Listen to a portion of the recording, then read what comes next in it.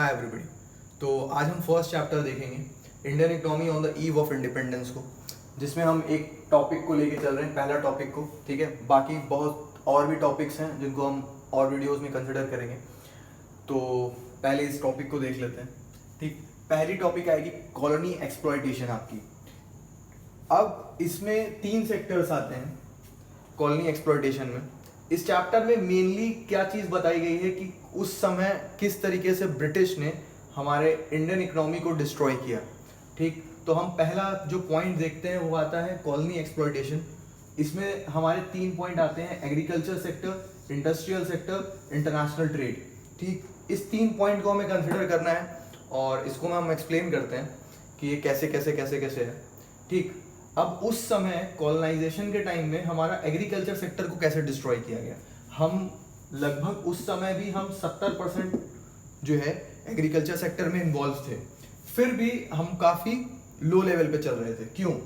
क्योंकि उस समय गवर्नमेंट ने, जो ब्रिटिश गवर्नमेंट थी, उसने क्या किया, उसने एक फॉर्मूला दिया लगभग कि उन्होंने एक जमींदार बनाया। ठीक, एक जमींदार को रखा और उनसे कहा कि आप टिलर्स से काम कराइए। मतलब एक इंसान की जमीन होगी, ठीक है, वो लेबर्स से, जो लेबर्स को हम टिलर्स कहेंगे, उससे वो काम कराएंगे और गवर्नमेंट को फिक्स रेंट देंगे। ठीक, ये पैटर्न था कि जमीन पे काम कौन करेगा, टिलर्स करेगा। ठीक है, और ये जमीन होगी जमींदार की। ठीक है, और पैसा कौन लेगा, फिक्स रेंट कौन लेगा, गवर्नमेंट लेगी। हुआ इससे क्या, एक्सप्लॉयटेशन के उस पे, कि जमींदार काम तो जमीन पे कर नहीं रहे थे। उनसे क्या कहा गवर्नमेंट ने कि हमें एक फिक्स रेंट चाहिए, आप जितना भी काम कराना है आप टिलर से करा लो, जो आपको मर्जी हो पे करो ना करो, वो आपकी मर्जी है, आप कैसे काम कराते हो इनसे, मुझे अपने फिक्स रेंट से मतलब है बस। तो हुआ क्या कि जमींदार ने एक्सप्लॉइट किया काफी टिलर्स को, उनसे जबरदस्ती ज्यादा काम लिया गया कम पे। ठीक है, पेमेंट कम किया क्योंकि गवर्नमेंट का कोई प्रेशर नहीं था इनके ऊपर, तो उन्होंने एक्सप्लॉइट किया, काम ज्यादा लिया, पे कम किया। जो पैसा आया ज्यादातर गवर्नमेंट को चला गया एक फिक्स रेंट पे, और जो बचा उससे जमींदार अपनी लग्जरी लाइफ जीने लगे। अय्याश लोग अय्याशी करेंगे भाई हम।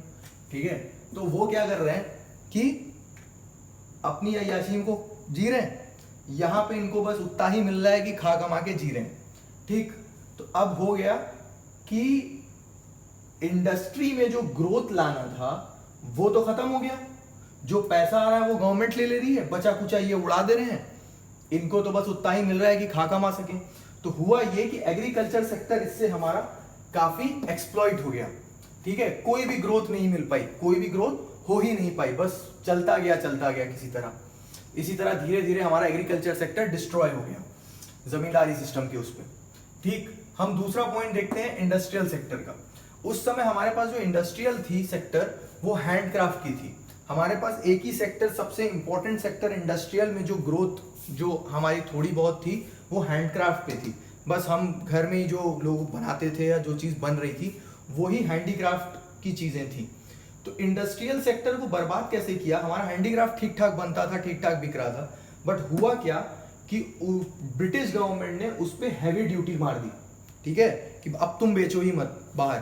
ठीक है, ऐसा कर दिया कि अब तुम बेच ही ना पाओ, बाहर माल जाना ही बंद हो गया। एक तो खुद ही हैंडक्राफ्ट चीज़ महंगी होती है भाई, बनने में ज़्यादा लेबर लग जाता है, ज़्यादा एफर्ट लगती है, तो वो खुद ही महंगी पड़ती है।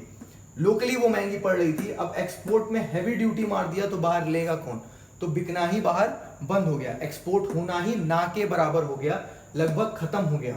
ठीक, अब ये तो खत्म कर दिया उन्होंने कि जो बाहर माल जा रहा था वो तो खत्म हो गया। अब इंपोर्ट, जो अंदर माल बिकता हैंडक्राफ्ट का, उसको कैसे खत्म किया कि उन्होंने अपना जो प्रोडक्ट, वो वहां का फिनिश प्रोडक्ट ला रहे थे, उसको ड्यूटी फ्री इंपोर्ट कर दिया। किया क्या कि जितना प्रोडक्ट वो बाहर से ला रहे थे फिनिश प्रोडक्ट, उनके एक तो फिनिश प्रोडक्ट सब मशीन मेड है ना, उनके पास तो एडवांस टेक्नोलॉजी थी उस समय की जो थी वो एडवांस टेक्नोलॉजी थी। तो उन्होंने क्या किया कि अपने माल को ड्यूटी फ्री कर दिया, तो इससे तो इतना चीप पड़ जाएगा और इतना बेस्ट पड़ जाएगा कि हम ये क्यों खरीदेंगे भाई, है ना। इंसान हुआ स्वार्थी, अब हम क्यों माने भाई, हम तो लेंगे सस्ता सामान, तो हमने लिया सस्ता। उनको पता है इंडियन इकोनॉमी में इतने ज़्यादा कंजम्पशन है, ठीक है, इतने कस्टमर है, इतने लोग खाएंगे उसको, तो उन्होंने क्या किया, ड्यूटी फ्री कर दिया उसको।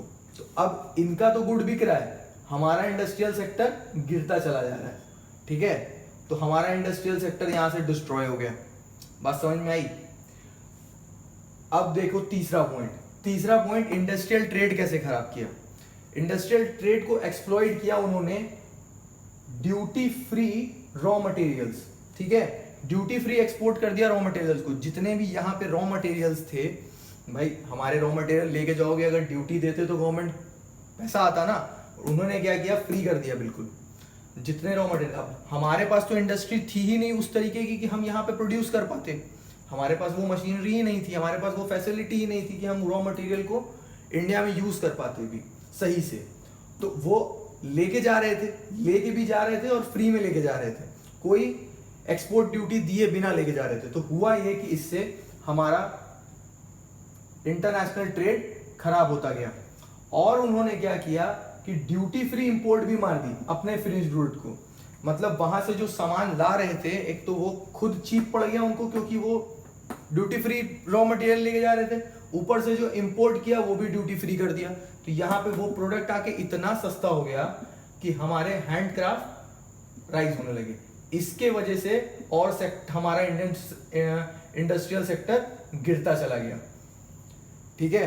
तो ये इस टॉपिक में यही है, और कुछ नहीं समझ में आता है तो इंस्टाग्राम की आईडी मेरे नीचे होगी, आप क्वेश्चन कर सकते हो, उस पर पूछ सकते हो कुछ अगर पूछना होगा तो।